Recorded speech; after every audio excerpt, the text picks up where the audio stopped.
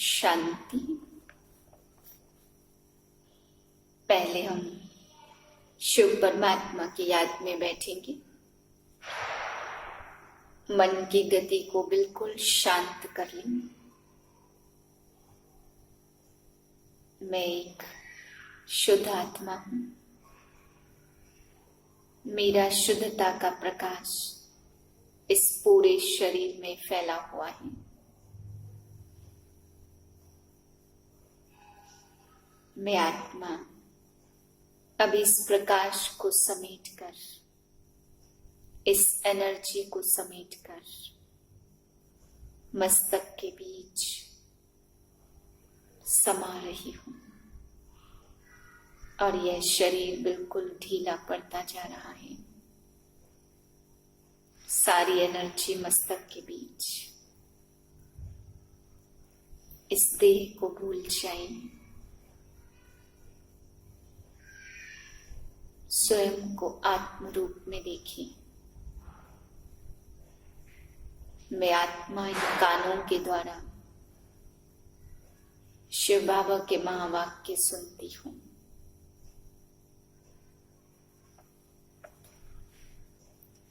दो 11/2020 के महावाक्य हैं। आज बाबा हम बच्चों को सर्विस पर समझा रहे हैं कि बच्चे, सर्विस का उमंग कम होने का कारण है कोई न कोई अपने अंदर अवगुण है। अवगुणों के कारण बाबा ने कहा फिर उमंग नहीं चढ़ता। परंतु बाबा कहते बच्चे, कैसे भी करके तुम्हें सर्विस जरूर करनी है। चाहे कोई तुम्हें पैसा दे ना दे, इस बात की परवाह नहीं करनी है। घर घर जाकर पैगाम देना है। आज बाबा ने कहा बच्चे, पॉइंट भी उसी की बुद्धि में धारणा में आएगी जो सर्विस करते होंगे। जैसे सुबह सुबह दुकान खोलते और कहते हैं सुबह का साईं, तो बाबा कहते हैं सुबह सुबह तुम भी बाप का पैगाम दो, तो सुबह अच्छी रहेगी तो सारे दिन फिर अच्छी सर्विस कर सकेंगे। इसलिए बाबा कहते बच्चे सुबह सुबह दो। फिर बाबा ने कहा जो बच्चे खुद याद करते होंगे वही दूसरों को भी कह सकते हैं।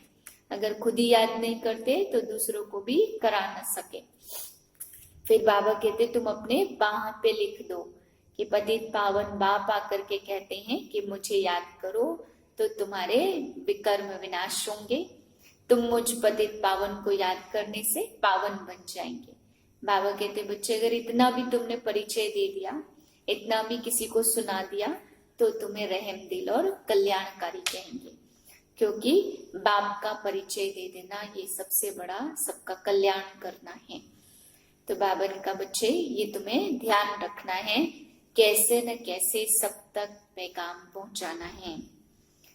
मीठे बच्चे, यह पुरुषोत्तम संगम युग है। पुरानी दुनिया बदल रही है। तुम्हें अब पुरुषार्थ कर उत्तम देव पद पाना है। प्रश्न है, सर्विसेबल बच्चों की बुद्धि में कौन सी बात सदैव याद रहती है? उत्तर है, उन्हें याद रहता धन दिए धन ना खुटे। इसलिए वह रात दिन का भी त्याग कर ज्ञान धन का दान करते रहते। थकते नहीं है, लेकिन अगर खुद में कोई अवगुण होगा तो सर्विस करने का उमंग भी नहीं आ सकता है। ओम शांति। मीठे मीठे रूहानी बच्चों प्रति रूहानी बाप बैठ समझाते। बच्चे जानते परम पिता रोज रोज समझाते। जैसे रोज रोज टीचर पढ़ाते, बाप सिर्फ शिक्षा देंगे, संभालते रहेंगे। क्योंकि बाप के तो घर में ही बच्चे रहते हैं, माँ बाप साथ रहते हैं। यहाँ तो यह वंडरफुल बात है। रूहानी बाप के पास तुम रहते हो। एक तो रूहानी बाप के पास मूल वतन में रहते हो, फिर कल्प में एक ही बार आते हैं बच्चों को वर्षा देने, पावन बनाने, सुख व शांति देने। तो जरूर नीचे आकर रहते होंगे। इसमें भी मनुष्यों का मुझारा है, गायन है। साधारण तन में प्रवेश करते हैं। अब साधारण कहाँ से उड़कर तो आता नहीं है। इसमें भी जरूर मनुष्य के तन में ही आते होंगे। सो भी बताते हैं मैं इस तन में प्रवेश करता हूँ। तुम बच्चे भी अब समझते हो बाप हमको स्वर्ग का वर्षा देने आए हैं। जरूर हम लायक नहीं हैं, पतित बन गए हैं। सब कहते भी हैं, हे पतित पावन आओ, आकर हम पतितों को पावन बनाओ। बाप कहते हैं, मुझे कल्प कल्प पतितों को पावन बनाने की ड्यूटी मिली हुई है। हे बच्चों, अब इस पतित दुनिया को पावन बनाना है। पुरानी दुनिया को पतित और नई दुनिया को पावन कहेंगे। गोया पुरानी दुनिया को नया बनाने बाप आए हैं। कलयुग को तो कोई भी नई दुनिया नहीं कहेंगे। यह तो समझ की बात है। कलयुग है पुरानी दुनिया। बाप भी आएंगे जरूर पुराने और नए के संगम पर। जब कहाँ भी तुम यह समझाते हो तो बोलो, यह पुरुषोत्तम संगम युग है। बाप आया हुआ है। सारी दुनिया में ऐसा कोई मनुष्य नहीं जिसको यह पता हो कि यह पुरुषोत्तम संगम युग है। जरूर संगम युग पर हो तब तो तुम समझाते। मुख्य बात है ही संगम युग की।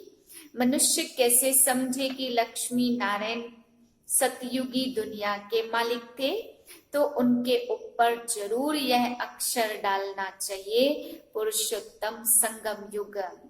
यह जरूर लिखना है, क्योंकि यही मुख्य बात है। मनुष्य समझते कलयुग में अभी बहुत वर्ष पड़े हैं, बिल्कुल घोर अंधियारे में है। कहा जाता धन दिए धन ना खुटे, तो यह सब पॉइंट उसकी बुद्धि में धारण होंगी जो सर्विस करते होंगे। बहुत समझानी मिलती, नॉलेज तो बहुत सहज है, परंतु कोई में धारणा अच्छी होती, कोई में होती नहीं है। जिनमें अवगुण है वह तो सेंटर संभाल भी नहीं सकते हैं।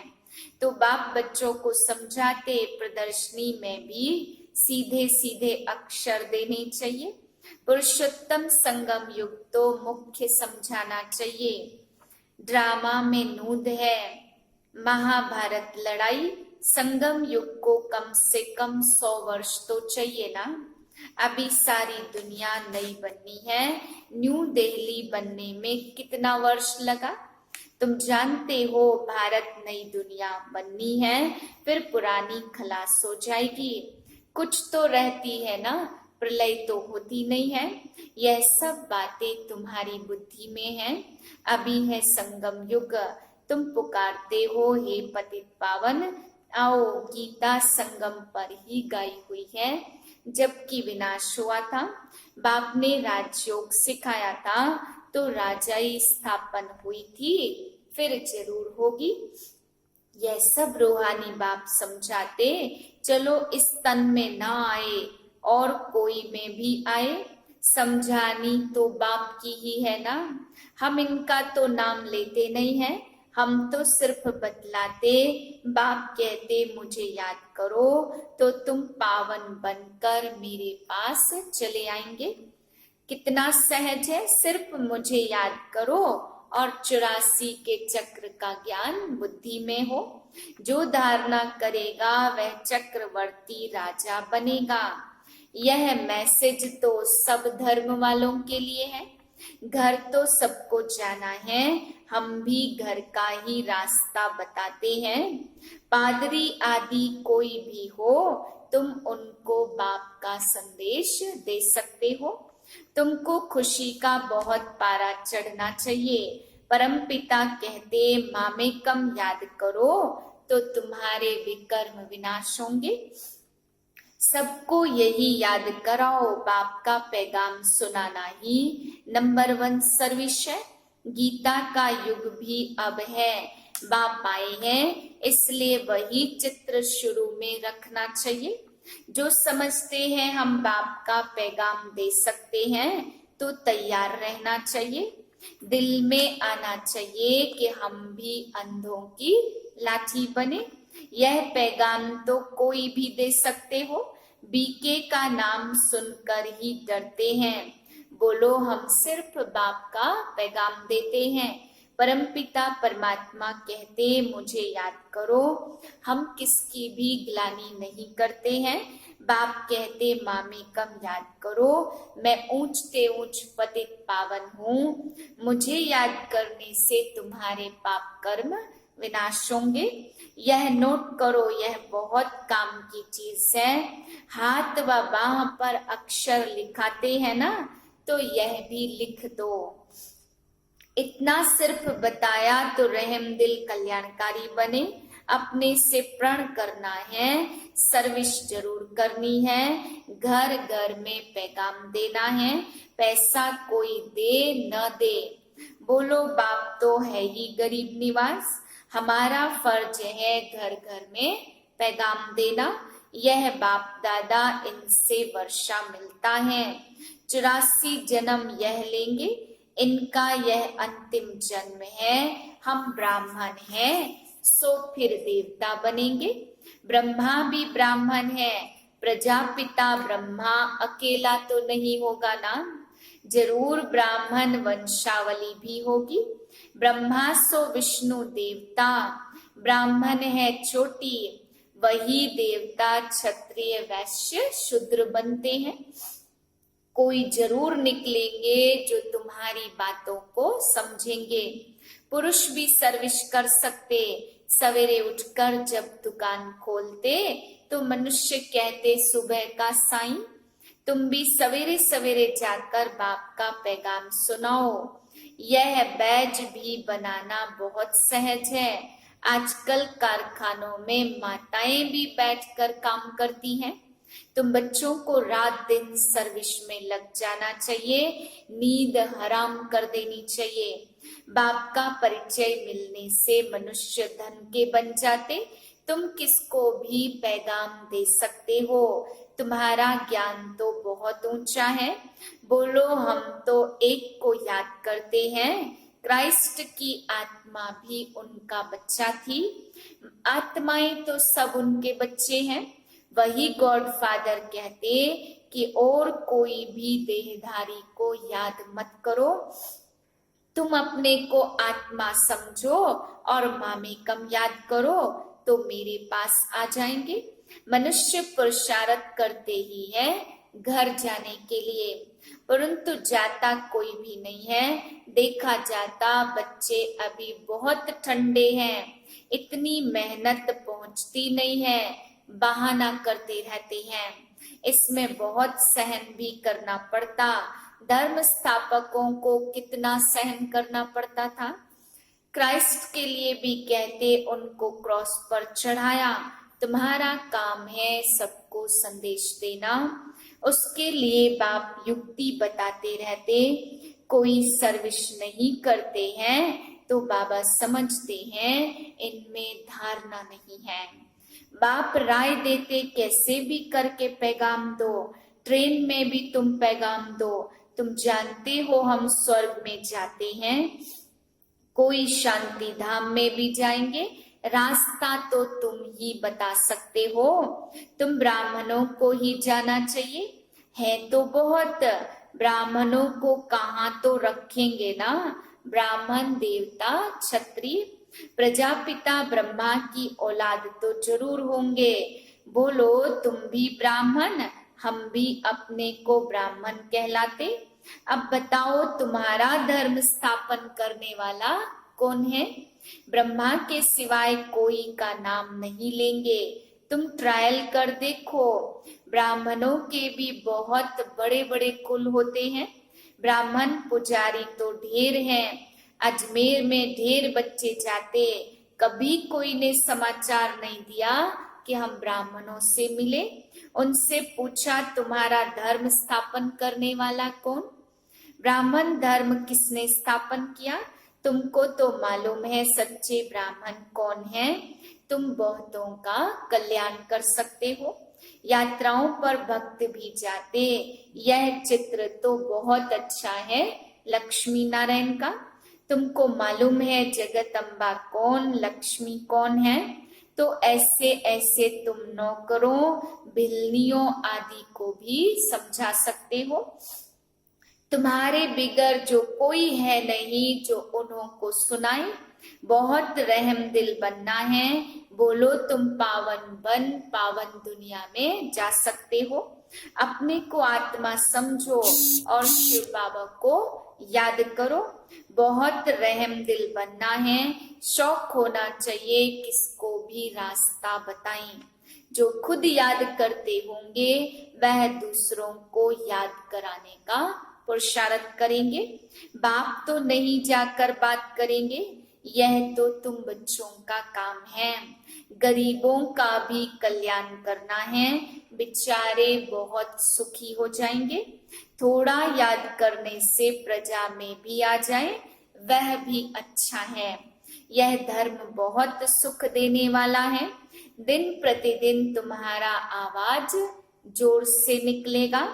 सबको यही पैगाम देते रहो, अपने को आत्मा समझ बाप को याद करो। तुम मीठे मीठे बच्चे पद्मा पदम भाग्यशाली हो, जबकि महिमा सुनते हो तो समझते हो, फिर भी कोई बात की फिक्रात आदि क्यों रखनी चाहिए। यह है गुप्त ज्ञान, गुप्त खुशी। तुमको कहेंगे अननोन वॉरियर्स। कोई अननोन वॉरियर्स तो हो नहीं सकता। तुम्हारा देलवाड़ा मंदिर पूरा यादगार है। दिल लेने वाले का परिवार है ना, तो महावीर महावीरनी और उनकी औलाद यह पूरा पूरा तीर्थ है। काशी से भी ऊंची जगह हुई। अच्छा, मीठे मीठे सिकिलदे बच्चों प्रति माता पिता बाप दादा का याद प्यार गुड मॉर्निंग। रूहानी बाप की रूहानी बच्चों को नमस्ते। हम रूहानी बच्चों की रूहानी बाप को नमस्ते। धारणा के लिए मुख्य सार है, पहली पॉइंट, घर घर में जाकर बाप का पैगाम देना है। सर्विस करने का प्रण करो। सर्विस के लिए कभी कोई बहाना मत दो। दूसरी पॉइंट, किसी भी बात की फिक्रात नहीं करनी है। गुप्त खुशी में रहना है। किसी भी देहधारी को याद नहीं करना है। एक बाप की याद में रहना है। वरदान, परिस्थितियों को गुड लक समझ अपने निश्चय के फाउंडेशन को मजबूत बनाने वाले अचल अडोल भव। कोई भी परिस्थिति आए तो आप हाई जंप दे दो, क्योंकि परिस्थिति आना भी गुड लक है। यह निश्चय के फाउंडेशन को मजबूत करने का साधन है। आप जब एक बारी अंगद के समान मजबूत हो जाएंगे तो यह पेपर भी नमस्कार करेंगे। पहले विकराल रूप में आएंगे और फिर दासी बन जाएंगे। चैलेंज करो, हम महावीर हैं। जैसे पानी के ऊपर लकीर ठहर नहीं सकती, ऐसे मुझ मास्टर सागर के ऊपर कोई परिस्थिति वार कर नहीं सकती। स्वस्थिति में रहने से अचल अडोल बन जाएंगे। स्लोगन है, नॉलेजफुल वह है जिसका हर कर्म श्रेष्ठ और सफल हो।